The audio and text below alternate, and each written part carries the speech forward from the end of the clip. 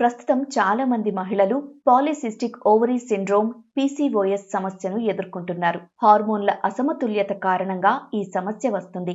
PCOS తో బాధపడే మహిళల అండాశయంలో చిన్న చిన్న సిస్టులు ఏర్పడతాయి. దీనివల్ల పీరియడ్స్ ప్రతి నెలా రావు, బరువు పెరగడం వంటి లక్షణాలు కనిపిస్తాయి. ఇదే సమయంలో ఎంతో మంది మహిళల్లో మూడ్ స్వింగ్స్ అధికంగా ఉంటాయి. విపరీతమైన కోపం, చిరాకు చూపిస్తుంటారు. ఇలా ఎందుకు జరుగుతుంది? మూడ్ స్వింగ్స్ తగ్గేందుకు ఏం చేయాలో చూసేయండి. పీసీఓఎస్ ఉన్న మహిళల్లో ఈస్ట్రోజన్, ప్రొజెస్టిరాన్, ఇన్సులిన్ లాంటి హార్మోన్లలో అసమతుల్యత ఏర్పడుతుంది. ఈ మార్పులు నేరుగా మెదడుపై ప్రభావం చూపిస్తాయి.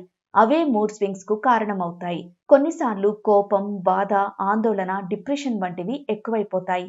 అంకిత గారు, పాలిసిస్టిక్ ఓవరీస్ అనేవి హార్మోనల్ ఇంబ్యాలెన్స్. సో హార్మోన్స్లో చాలా తేడాలు రావటం వల్ల చాలా మంది స్ట్రెస్కి లోన్ అవటము, ప్లస్ డిప్రెషన్ ప్రాబ్లమ్స్ లాంటివి ఫేస్ చేస్తూ ఉంటారు. అలాగే ఈ పాలిసిస్టిక్ ఓవరీస్ ఉన్న మహిళల్లో ఎక్కువగా బరువు పెరగటము అండ్ యాక్నీ ప్రాబ్లమ్స్ రావటము, లేదంటే హెయిర్ లాస్ అవ్వటము, ఇలాంటివి కూడా చూస్తూ ఉంటారు. సో ఇవన్నీ జరిగినప్పుడు కూడా చాలా మూడ్ ఫ్లక్చుయేషన్స్ అయ్యి డిప్రెషన్కి లోన్ అవుతూ ఉంటారు. సో ఈ పాలిసిస్టిక్ ఓవరీస్ ఉన్న మహిళల్లో అధికంగా బరువు పెరిగే అవకాశం ఉంటుంది. మూడ్ స్వింగ్స్ తగ్గించుకోవడానికి చిన్న చిన్న అలవాట్లు ఎంతో ఉపయోగపడతాయి.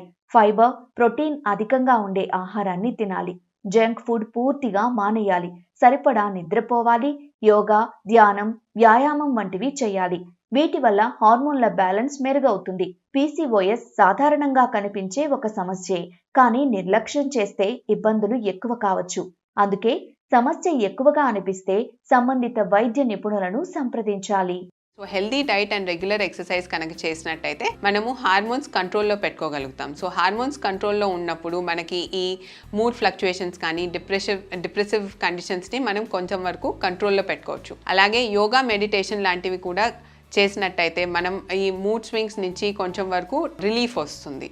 సో పాలిసిస్టిక్ ఓవరీస్ ఉన్న మహిళల్లో మనం మెయిన్గా కాఫీ, టీ ఎక్కువగా తీసుకోకపోవటము, ప్లస్ రెగ్యులర్గా ఎక్సర్సైజ్ చేయటము, yoga and other life style modifications చేసుకోవటం వల్ల ఈ మూడ్ ఫ్లక్చుయేషన్స్ నుంచి కొంచెం బెటర్ రిలీఫ్ ఉంటుంది.